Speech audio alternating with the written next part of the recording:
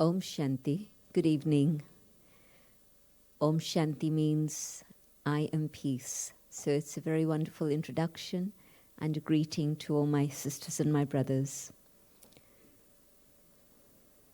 When you were asked the question, do you agree that it's a fragmented world? I had my back to all of you. I was sitting here, so I didn't see your response. And I wonder what you think about that. Yes, a fragmented world? Yes? It really does seem to be that. And spirituality has a very interesting take on it. It says that everything starts inside and then reaches outside. So where did the fragmentation first begin? It began right inside. And this is why we are not as comfortable with ourselves as we could be or should be. And when I look at what's fragmented inside myself, I see one big division, and that is between the emotions, the feelings, and the conscience. And I think it happens to many of us. Very often, our emotions and feelings pull in one direction, and our conscience wants to go in another direction. And so maybe this is actually at the heart of everything that's going on now. We haven't been able to restore our own selves to good health and strength and wholeness, and so everything outside also then gets fragmented. Just imagine if I'm not okay inside my own being, what will be the quality of my relationships with others? I'm going to bring whatever it is I have, or I bring the lack of what I have within that relationship. And so when we see conflict happening in relationships today, relationships where there should actually be just simply an exchange of love and joy, and yet it doesn't happen like that. We find ourselves causing sorrow and giving and taking pain to those who are very close to us, maybe more to those who are close to us than distant. And so relationships get fragmented, and anyway, from being big, extended families, we've now become generally nuclear families. But even from the nuclear family, it's become even smaller. It's become very often, maybe not so much in Leicester, but certainly in London, it's become single-parent families. And so fragmentation right within the very heart of civilization, the family structure, that's what's going on. And then you look further out and you see that every community seems to be divided for one reason or another. And then not just communities divided against each other, but divided within themselves also. So it's become a situation that we're witnessing everywhere. Countries seem to be at war with their neighbors. Again, neighbors should be there to give and take and share.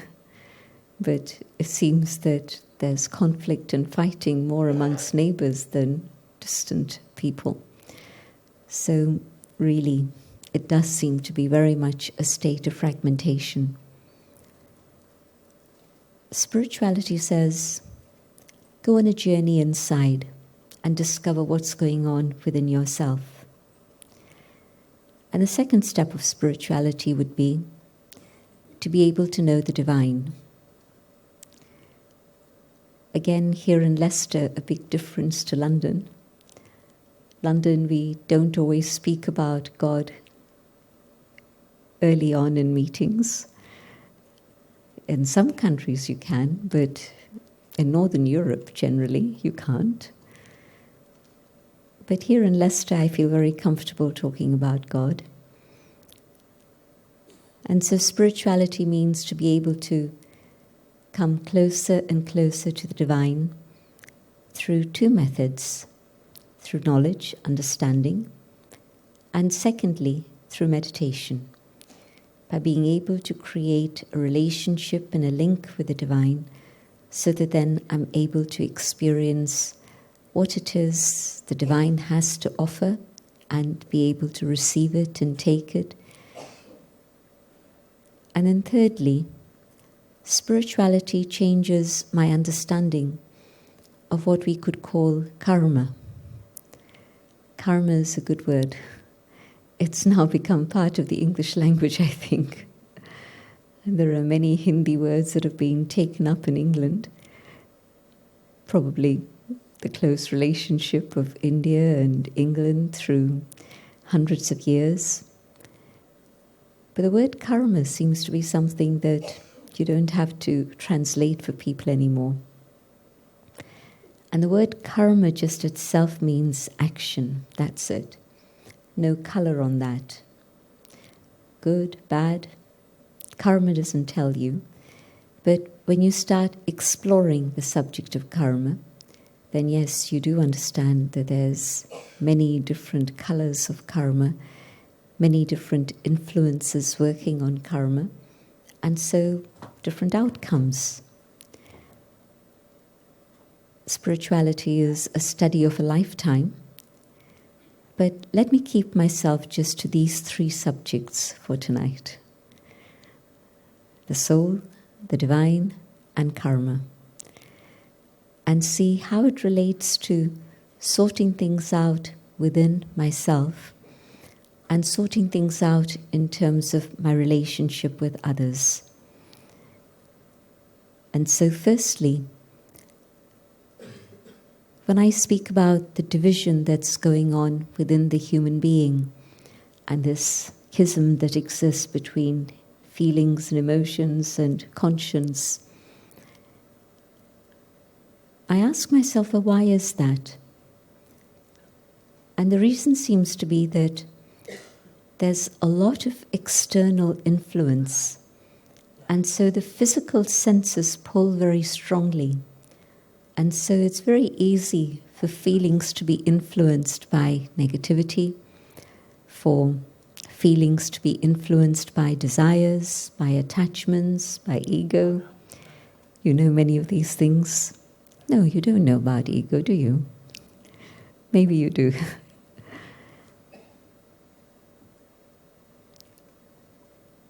Conscience also. How clear is it? How clean is it?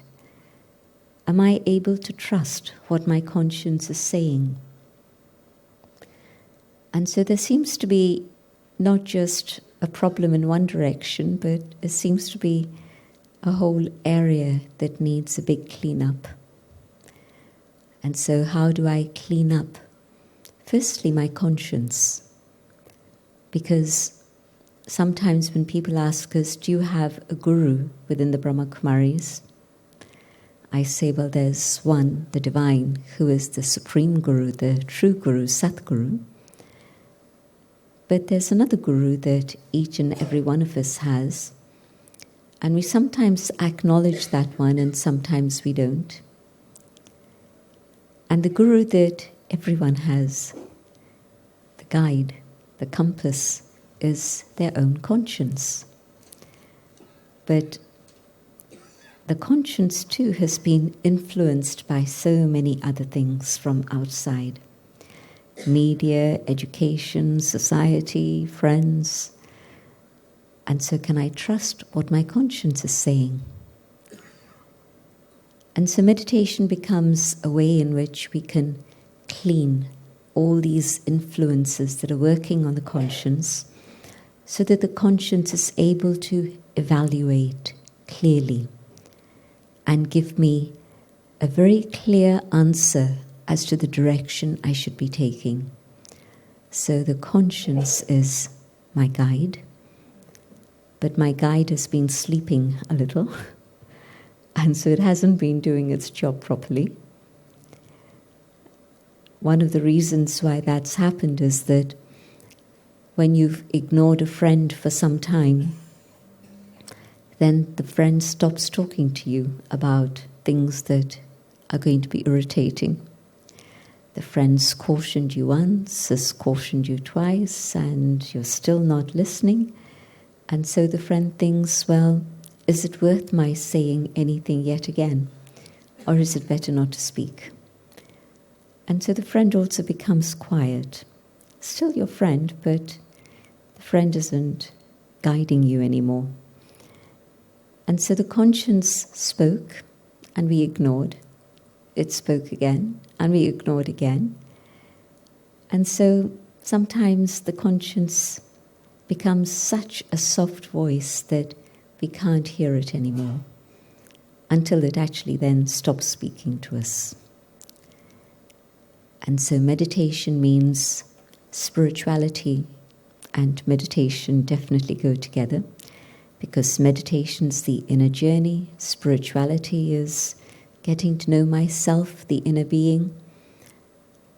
And so when I allow myself to be silent, my inner thoughts to be quiet, not just silent in terms of getting away from noise from outside, but creating the space that I need to be quiet inside. Have you listened to how much chatter there is going on? Did you know there was a lot of chatter going on? Sometimes you don't even know that. But allow the mind to become quiet, and as the mind becomes quiet, the intellect and the conscience can awaken. And in that awakening, the conscience can start functioning again. And especially if I have the desire to know God, and I have this yearning to be able to experience the connection, the relationship with God, the conscience is able to be very open to the vibrations that come from God. And the process of awakening of the soul is actually God touching the conscience and waking it up, so that it again realizes its task. And further, it takes power from God to be able to do its task.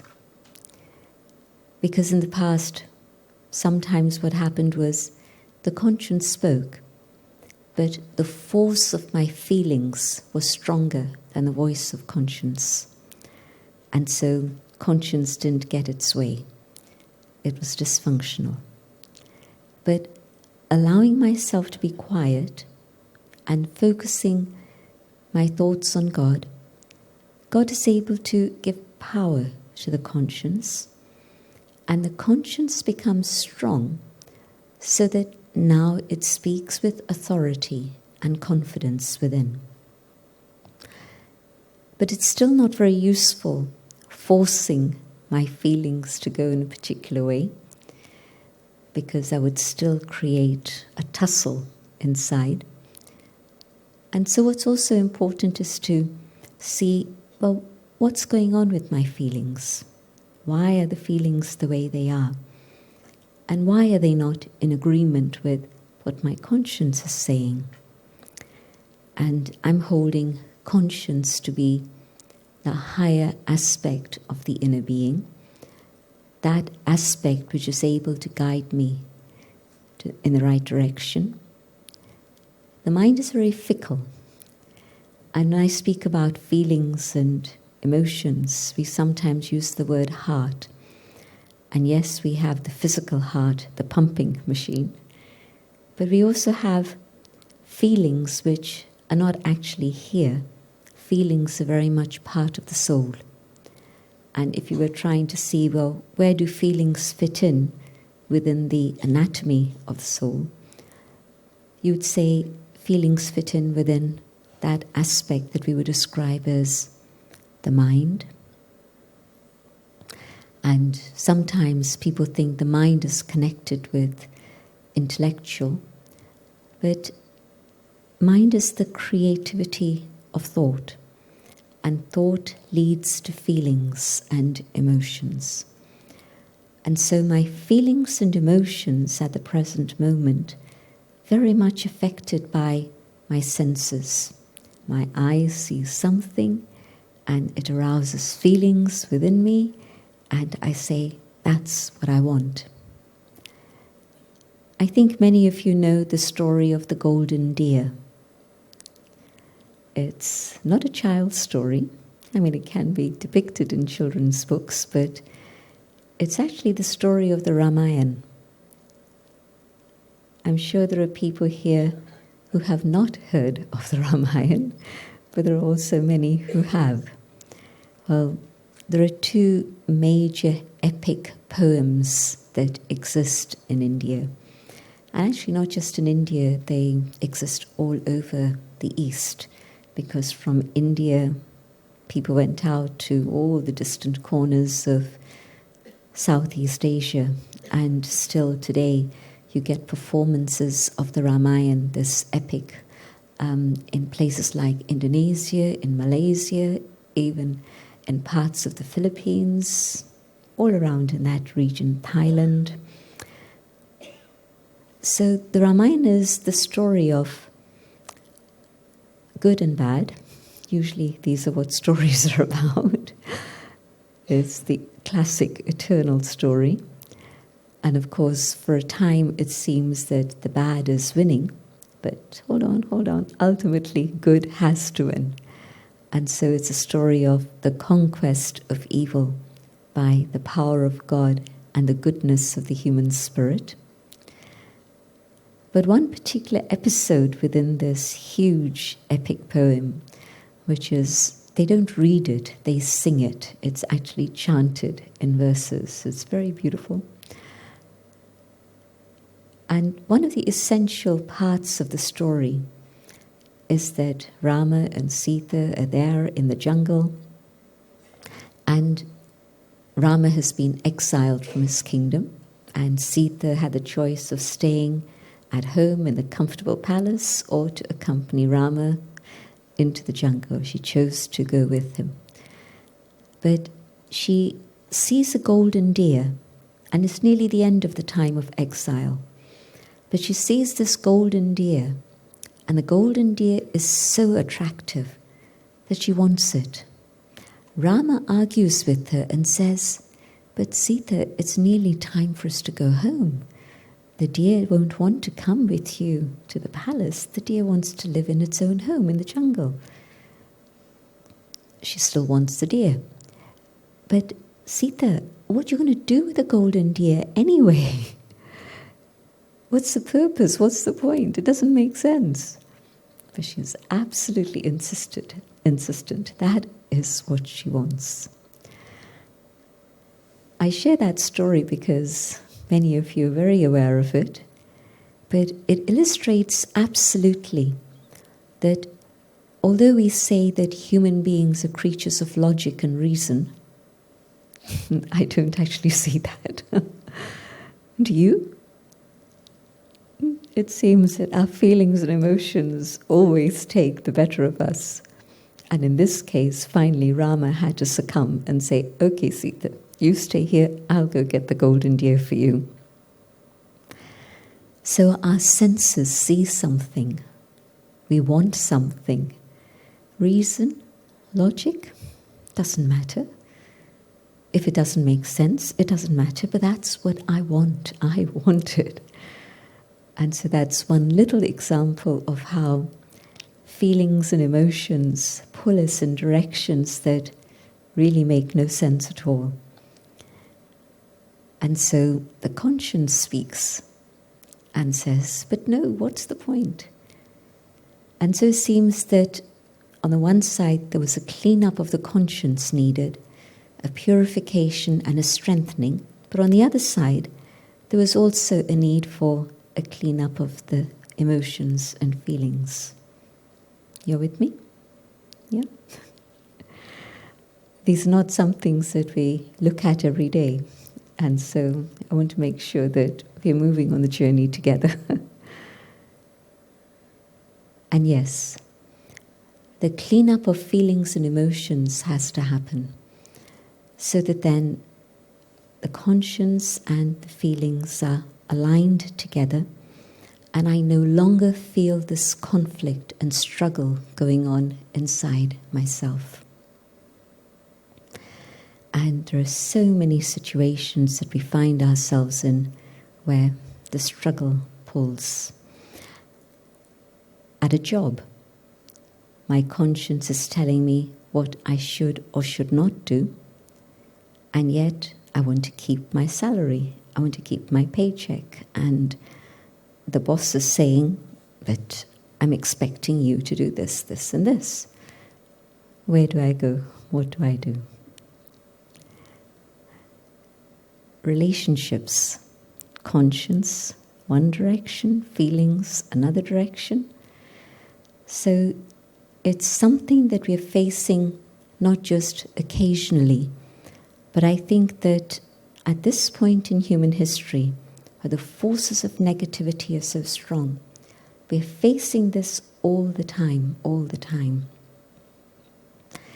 And as far as I've been able to see, the only way to be able to resolve this is through spirituality. This fragmentation can't be resolved in any other way. And the way that I resolve it is, firstly, as I journey inwards, I begin to realize that I don't have to let my senses take over my life. My senses are my instruments. They're not meant to take over. The senses don't have the wisdom with which to rule my life. It's I, the inner being, the soul, that has to have that wisdom and decide where I want to go, what it is I want to do, what it is I'd like to achieve. And so the journey inwards means recognizing the power that I carry within myself. And every time I forget that inner being, a little of the power is lost. And every time I remember who I am, that I am that inner being, power is restored, regained. And so it's a game of forgetting and remembering, and so it's a game of gaining and losing. One moment it's one way, another moment it's the other way. And the more I remember, the more I'm able to gain that inner strength and power, which so often we feel we've lost.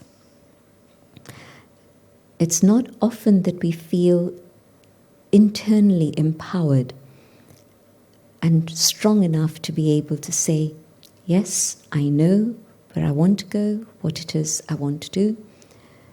So often we get swayed by things happening around us, outside of us, and even in a simple thing, I may say that today I'm going to stay very calm. I'm not going to get agitated. I'm not going to get pressured. I'm not going to get angry. I'm going to stay very peaceful. And within an hour or a few hours, even that very simple resolve has gone because things took over. And so just another indication of whether I feel empowered within or I don't. To what extent am I able to have mastery over my thoughts? If there are things of the past that are coming in, am I able to say, well, okay, let me look at it and take whatever is useful and then finish it? Or is it that I've tried doing that, but the things of the past keep coming back and keep winding themselves up and creating feelings and causing disruption in my life again and again now? Am I able to say to my thoughts, there's no point in going down that road, you're only going to cause yourself pain. Better that you put a full stop there and start moving in another direction. If I say this to my mind, is my mind likely to obey or is it likely to disobey? So, again, habits. What's the condition of my life in terms of my habits? I am in charge, or my habits are in charge of me. So you can see the disempowerment condition is really quite a serious one. And so let me allow myself to remember, let me be aware of who I am, and in that recognition and that awareness, then I can start saying, okay, my eyes are not going to pull me in any wrong direction. It's going to be my inner wisdom that's going to guide me. I'm going to listen to what wisdom says, not what my eyes desire. They say that the tongue is around 2.5 inches of muscle. That's it. But the 2.5 inches of muscle is able to lead a 6-foot man or woman astray. I know there are things I shouldn't eat because they're not good for my health, they're not good for my state of mind, but I'll see it and I'll want it. And so 2.5 inches of muscle, that's what it is. So what happened? I forgot who I am, and so the senses took over. It happens all the time, all the time, all the time. And so spirituality says, know who you are, know that you're a soul. I've heard people say to me, but I'm not really spiritual at all. And I don't believe it. And the reason I don't believe it is that every single human being is not just bones and flesh. Not true. Every single human being is actually spirit and body. There's 2 components. There's the body, and you can find out about that, but there's spirit. And if the spirit were not here, then the body would not be here either. And so it's spirit that's brought you here tonight, but also it's spirit that takes you wherever else it is you go. And so nobody can say, I'm really not spiritual. Everyone is a spiritual being. But yet we forget, we don't remember. And so spirituality means becoming aware and remembering that I am a spiritual being. And so every time I remember, then I begin to take hold of being the master and coming back to that state where I am in charge of what's going on in my life in terms of what my eyes do, my ears do, my mouth does, my hands and feet do. Spirituality means that not only do I take charge of the external senses, but I also take charge of my inner faculties, my inner energies. So I take charge of what's going on with my conscience, waking it up and keeping it in a state of alert. I take charge of what's going on in terms of my feelings and my emotions, and clean them, purify them, so that my feelings become very noble and high, elevated. I can do that, it's up to me, it's my choice. And when feelings are pure, then feelings and conscience will both work together. There won't be a conflict going on inside myself any longer. And so the first thing that gets sorted out and puts right is what's going on in my own inner world. And then relationships. How do I see relationships? There's 2 quite different ways of seeing them. One is from the perspective of taking, and the other of giving. What can I take? And maybe I don't speak to myself in a gross way with that sentence or that statement. But you know there are people like that. I know you also know you've sometimes been in that situation too. And it's like the soul is empty and it just needs so much from others. It just simply wants to take. And it's not a question of a lack of material things or facilities or comforts. It's nothing to do with that. It's the neediness of the spirit, because the spirit has become empty. I remember there was a very powerful individual, and it was a scandal that went on for months and months, and every day there'd be a new perspective on the headlines in the papers. And at one point, as the papers were describing this individual and the stories connected with this individual, then they made this statement that this person is very needy.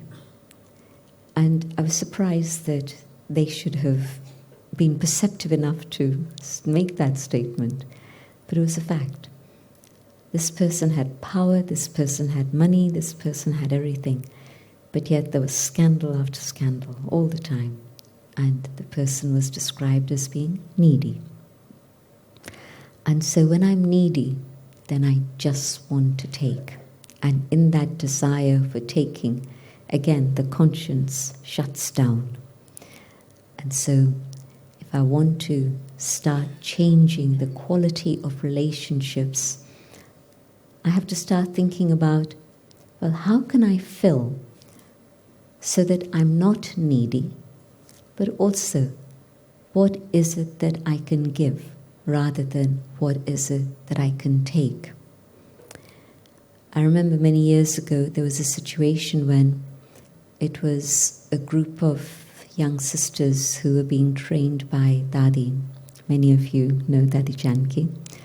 So this was in India, and she was training this young sisters group, and she would meet them every day and she'd ask them how they were getting on. And at one point, one of the sisters said, I don't feel that I'm loved by the others around me. And Daddy waited for her to share, and she didn't have very much more than that to say. And then Daddy said to her, okay, tomorrow try giving love. And then we'll talk about it again in a couple of days' time. And a few days later, she reported back to Daddy that she felt she was very cared for, she was really loved. And the difference had happened because she had started sharing something, giving something, and of course the response was that it came back to her. And so in that case it was very quick, because it was a little community that I'm describing. But generally within relationships also, if I make a decision that I'm going to make sure that I'm no longer needy, where do I start? How do I begin to fulfill all the needs that I know I have at this moment? So the second step of meditation, first step, to know myself. Second step, to connect with the divine. And within all traditions, everyone will speak of the divine as being the source of love, of truth, of beauty, of benevolence, of compassion. You name all the positive attributes, and we would all agree that that is the being who is the divine, God. And so connecting with the source means that I can take as much as I choose. There's no limit. There's nobody going to say, okay, enough, time is over now. I dip into the ocean of peace and I can take as much as I wish. I start experiencing the ocean of love and it's unlimited. Nobody else is going to put a limit on it.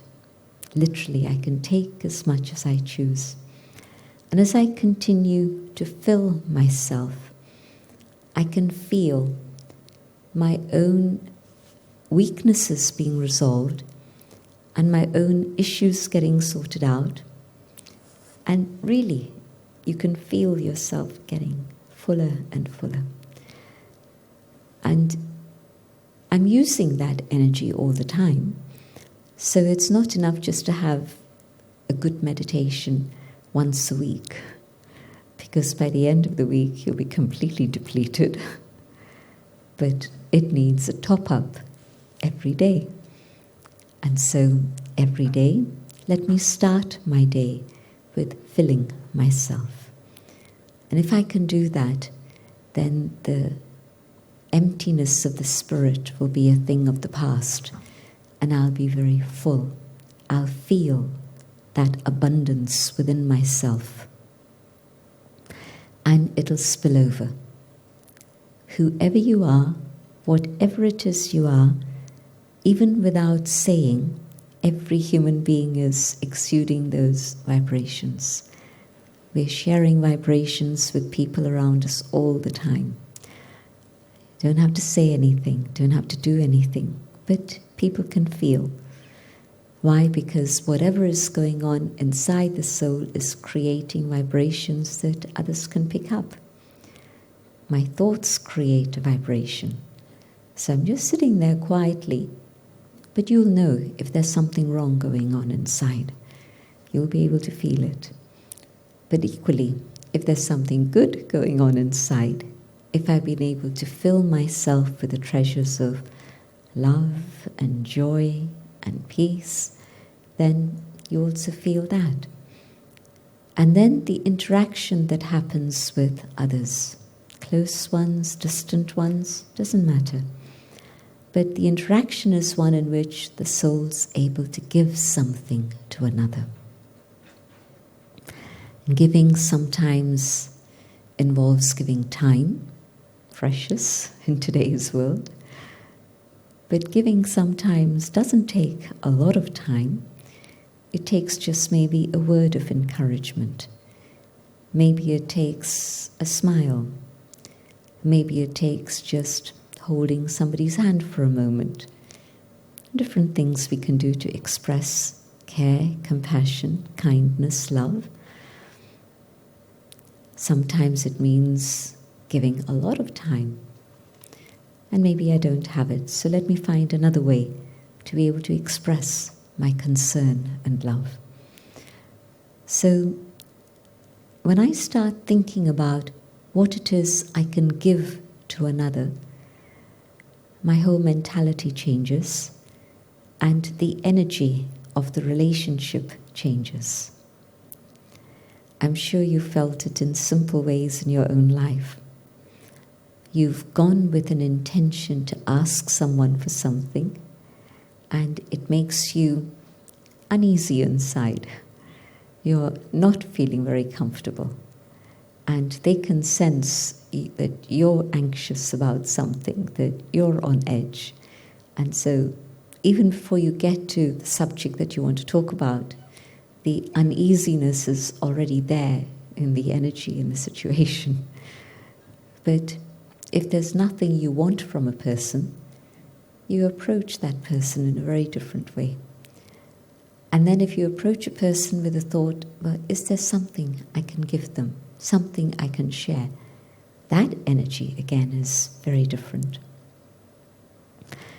And so fragmentation in relationships happens because essentially when two come together and both are empty and they want to take, it's not going to be possible. It isn't a reality. And so both pull, and instead of anything being gained, there's a break.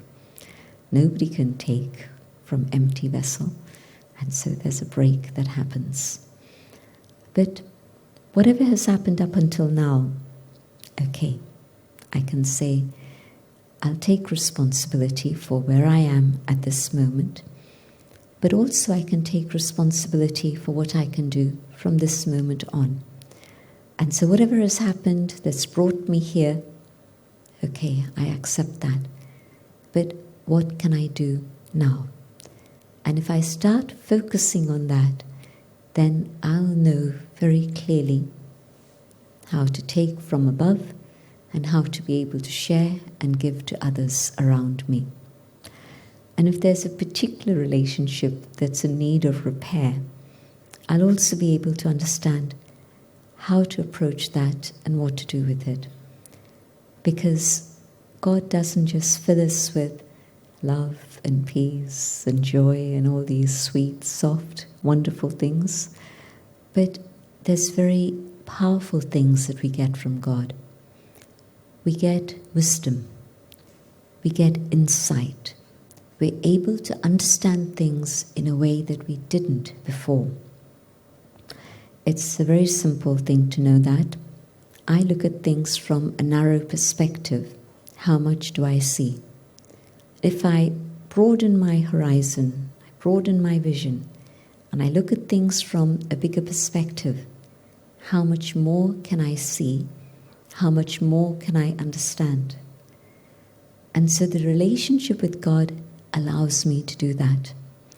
Instead of looking at things from a very self-centered, selfish perspective, just me. Connect with God, and I've been pulled beyond the limits and the boundaries that I've set myself, that society has maybe imposed on me, and stepping into the unlimited, I'm able to see a very different picture.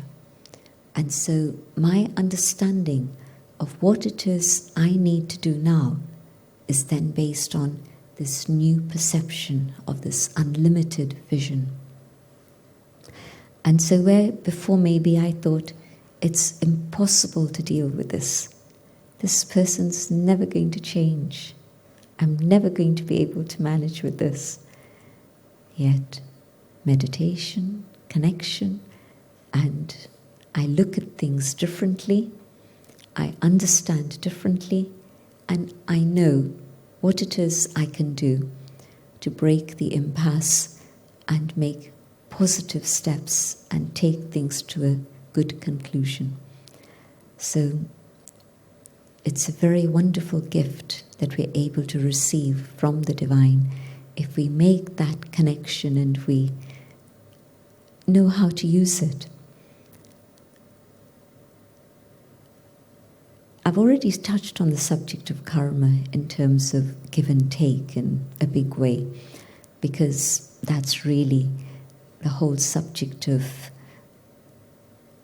what relationships are about.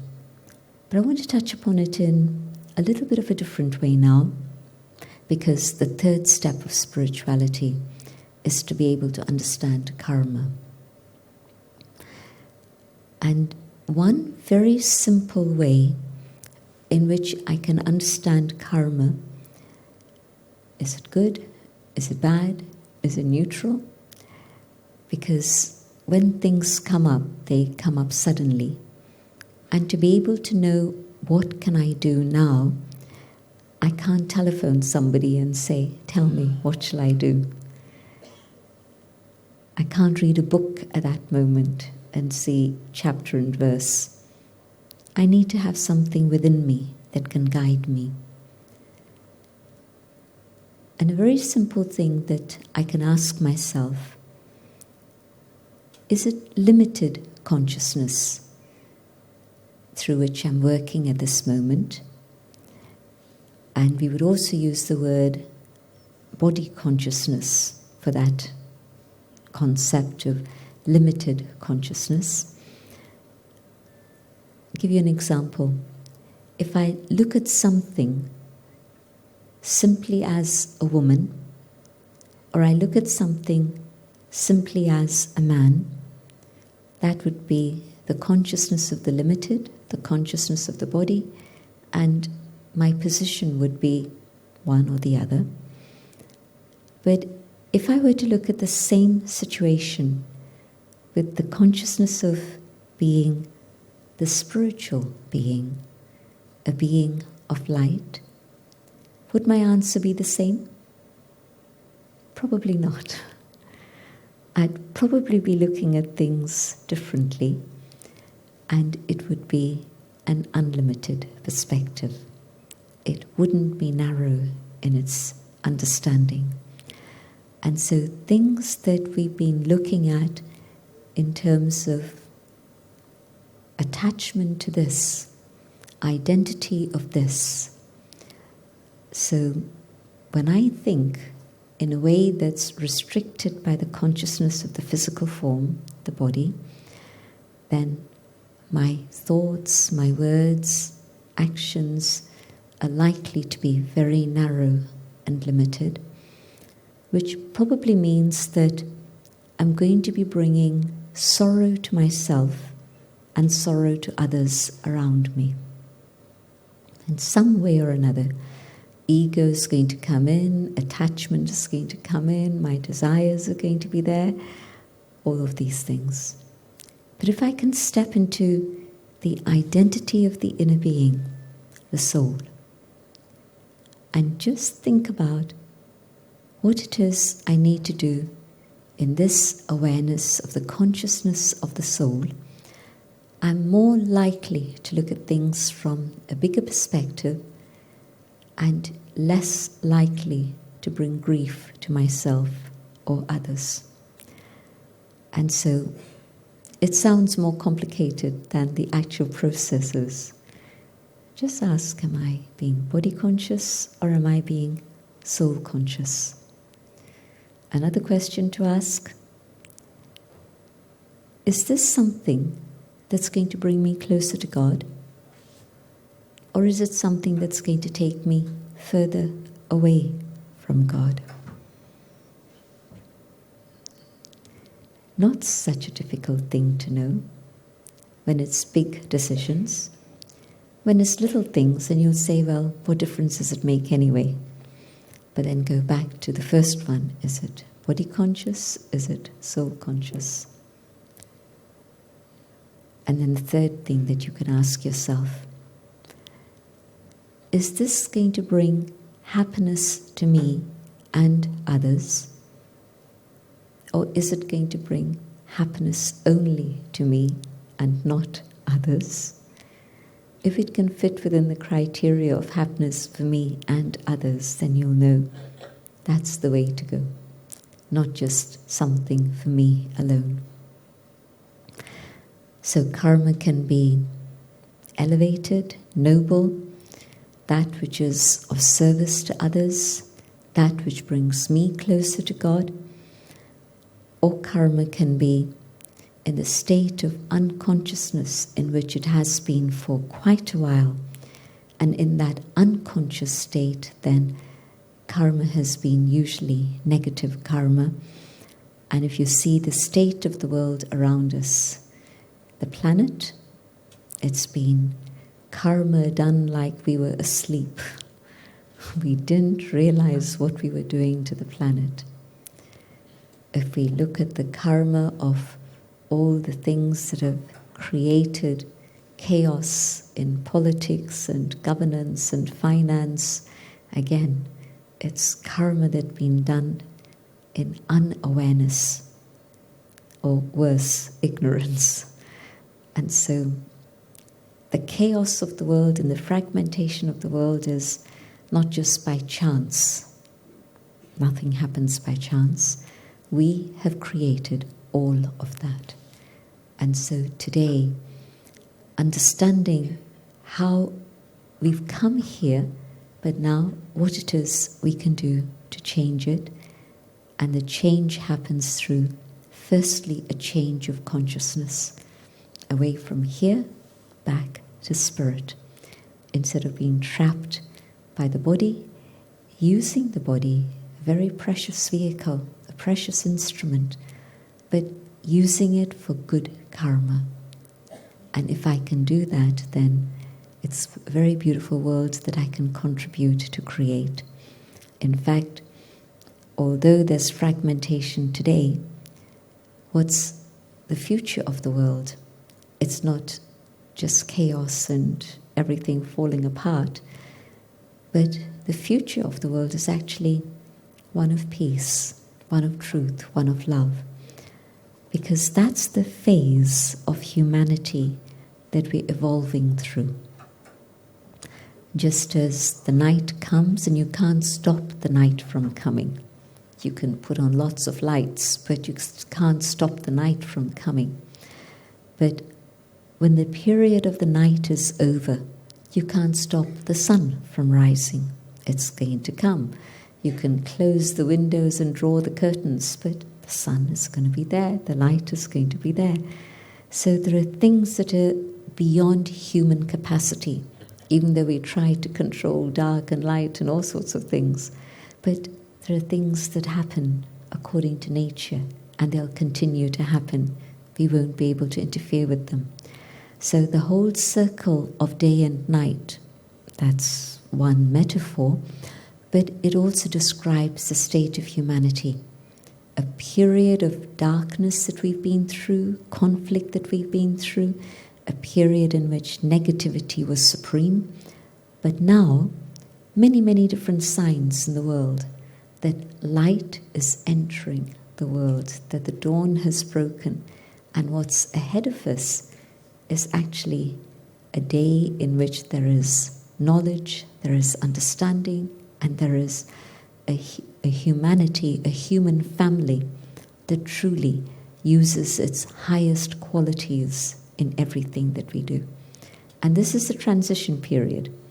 Whenever there's a transition, it's chaotic. When you move from one to another, there's two different energies that come together. And that's the period we're going through at the moment. But beyond this, if we just stay with the light and allow the light to work with us and through us, then yes, we're going to bring in that world of light, the day. And I don't think that's very far away now. When darkness reaches its absolute peak, the darkest hour is before the dawn. So I think dawn has actually already broken. It's not even that it's going to break, but there's lots of signs of hope in the world. There's many, many people around the world who are interested in things of spirituality, consciousness, transformation. Yesterday I was with the person who's the president of the Scientific and Medical Network in Britain, and he's held that position for many years, and he's been a friend of the Brahma Kumaris for many years. So what he was saying is that when I first heard this concept that mind is primary and matter is secondary, I couldn't have accepted it. But gradually through the years and my own research and the work that I do, I've come to accept that. Mind is primary and matter is secondary. Now here's a scientist who's saying that. He wouldn't have said it 20 years ago. I wouldn't have heard it 20 years ago.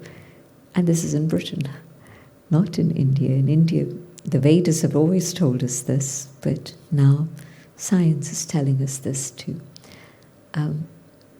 Consciousness and the study of consciousness, mindfulness. You know, some years ago, did you ever see the word mindfulness in the establishment media? And now, it's a regular feature, mindfulness. People are talking about it, people are thinking about it.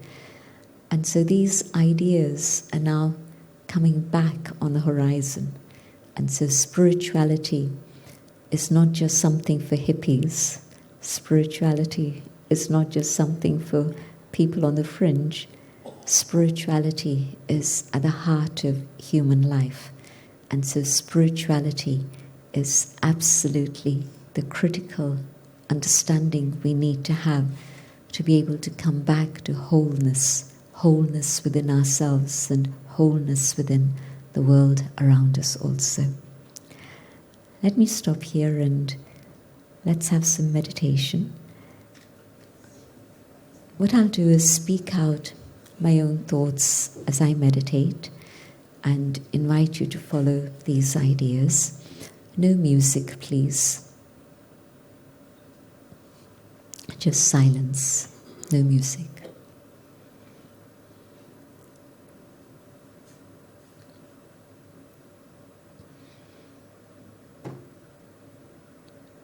Reflecting on the things that I've been hearing,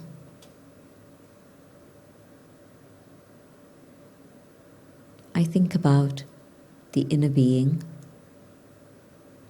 the soul,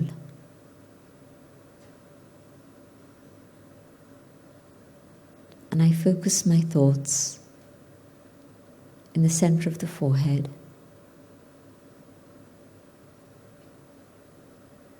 and feel the energy within,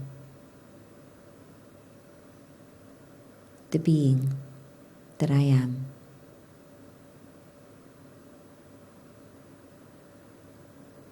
I, the soul.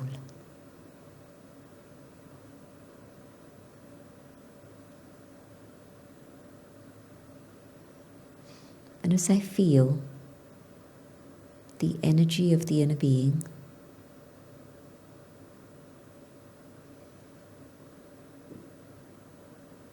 I can feel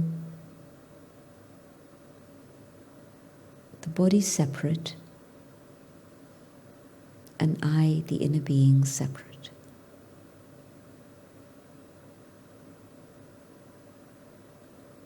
I am a being of light.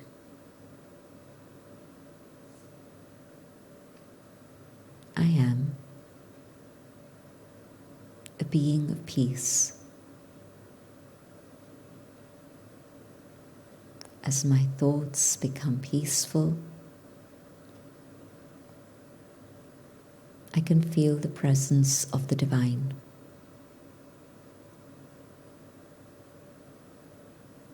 And from the Supreme, the source of light and love,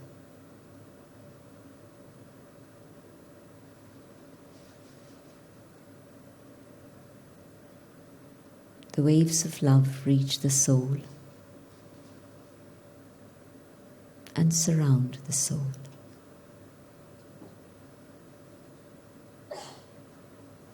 And I absorb this love within myself.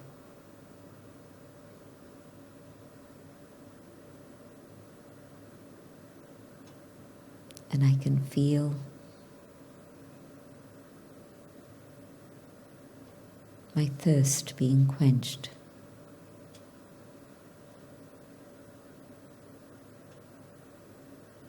I had searched for this love,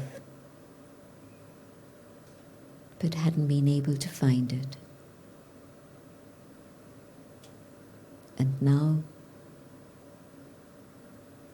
even without seeking it, I'm able to receive it.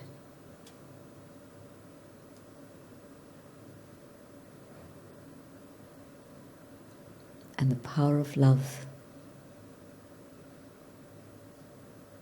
heals the soul.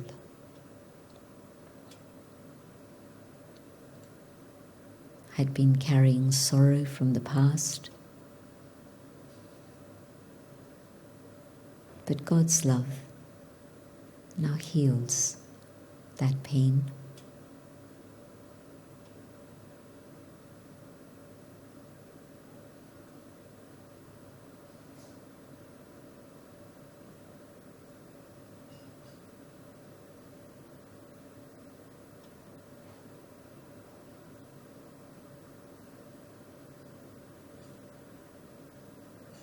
And the power of love strengthens the soul, elevates, uplifts the soul.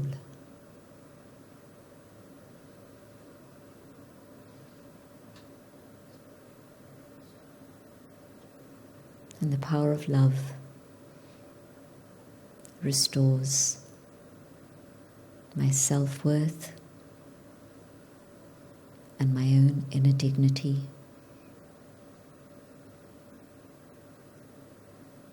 And I can begin to trust myself again.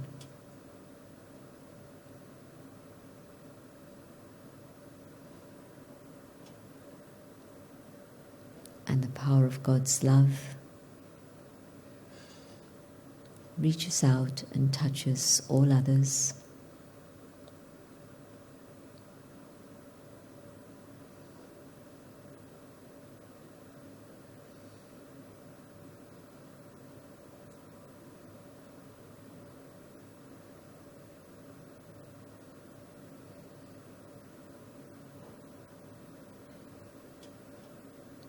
And the love begins to influence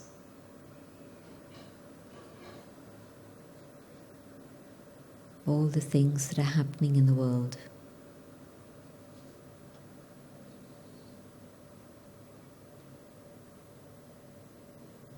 And the power of God's love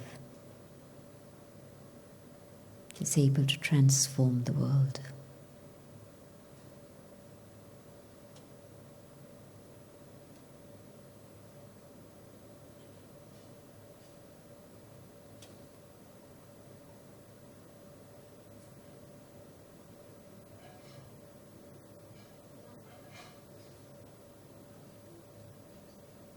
I hold this experience and I come back to the awareness of the physical dimension.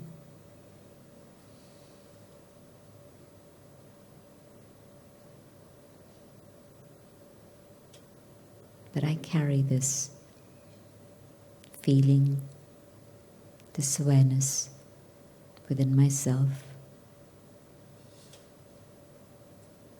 so that this light and love guides me in all that I do.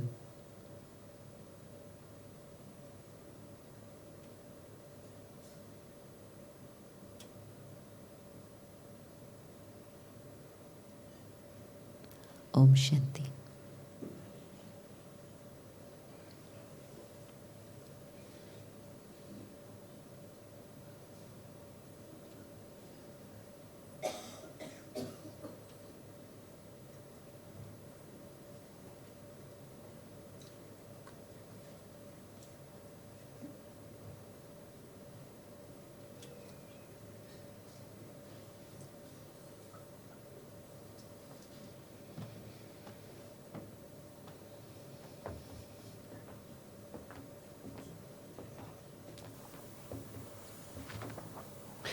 Om Shanti.